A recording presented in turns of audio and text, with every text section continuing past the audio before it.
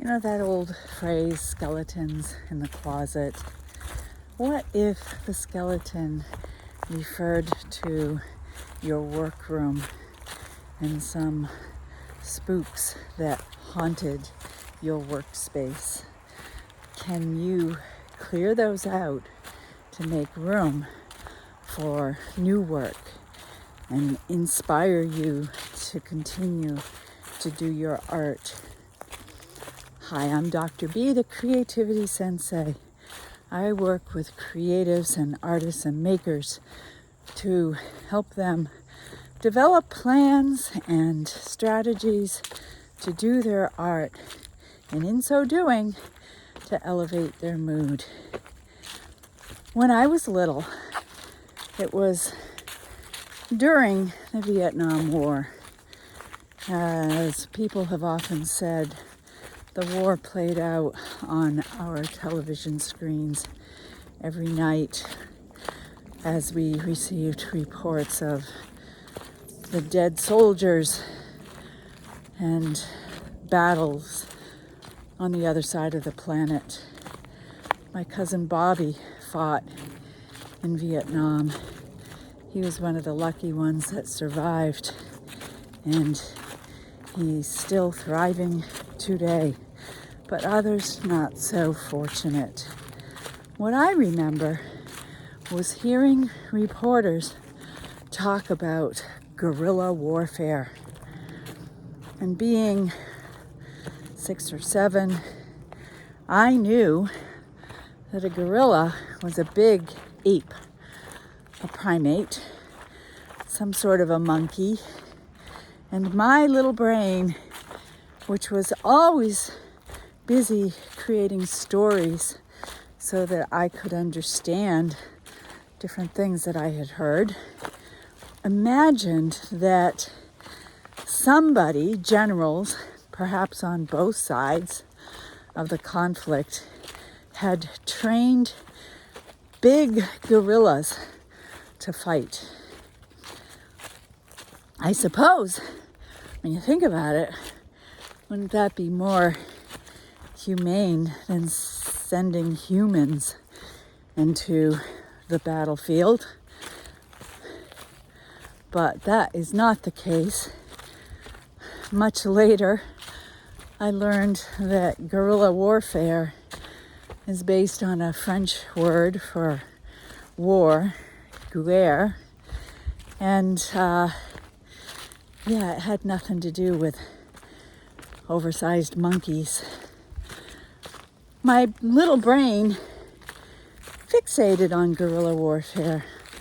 I remember one night waking up in a cold sweat because I had dreamed that the guerrillas were standing around my bed. Now, I grew up in small town New England, Vietnam on the other side of our world, but I didn't know that it wasn't just next door. How was I to know that guerrilla warfare and its trained apes could not just break into my bedroom one night? Children have vivid imaginations, and sometimes the stories they tell themselves in order to make sense of the world is based in something other than reality. Back to your workroom. I had those guerrillas in my mind for quite a long time. At night, it was hard to go to sleep because I thought maybe this would be the night when the guerrillas would show up. Maybe this would be the night when it would happen. Ghosts and skeletons in your closet, in the spaces of your workroom, can take a lot of different forms. They can be mental, just the demons that have troubled you maybe for a long time. Now, I said the word just, but I believe just in this context should be forever banished, because just simplifies and negates the power of the mental blocks that get in the way of so many of us. So it's not a matter of this being just mental. It is all-consuming. And mental health definitely comes ahead of physical health many, many times, because physical health can be an offshoot of our mental thinking. So let's take care of that first. Think about an emotional, a psychological demon, ghost, devil that lurks in your workspace. What is it that you could do to remove that thing from your space? How can you first name the thing? Because naming it makes it real. And when our demons are real, then we can take the steps to put them aside.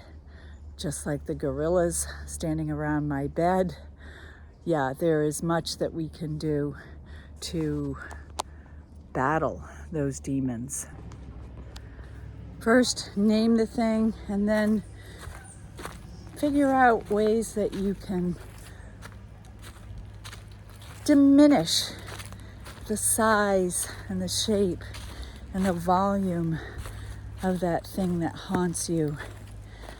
I literally suggest that you write it on a piece of paper, put that piece of paper in an envelope, and bring that piece of paper to the very lowest space in your house.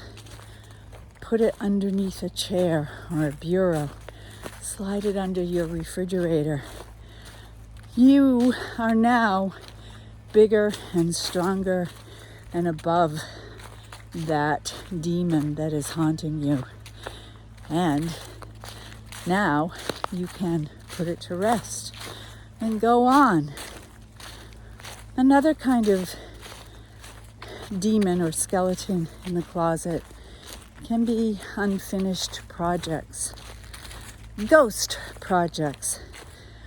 I've talked about that in previous videos, but a ghost project is something that you can deal with. You can.